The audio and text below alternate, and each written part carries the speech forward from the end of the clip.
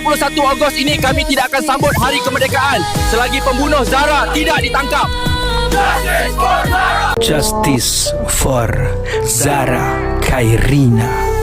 Keadilan untuk Zara Khairina dari Sabah. Moga-moga si pembuli dapat karma yang sengsara. Dekat dunia boleh tutup mulut, elak sana sini. Di akhirat takkan lepas kena bakar oleh api. Mari semua rakyat bumi lutut rebat tangan tada. Kita doa agar jumpa siapa yang punya angkara. Zara baik, sopan santun, sanggup kamu tolak jatuh. Hilang nyawa kamu buat sampai retak hati ibu. Ini pesan dari aku, siapa yang masih dibuli, bagi tahu terus cikgu, kawan ataupun family. Tolong jangan diam saja, nanti rugi pada diri. Jangan sekali bagi muka pada jahatnya pembuli. Oke, sampai sini saja ritmaku atas puisi. Serah diri kau pembuli, sebab karma itu pasti. Sebesar mana kuasa dunia, Allah lagi maha besar. Mari semua jangan diam, berani kita karena benar.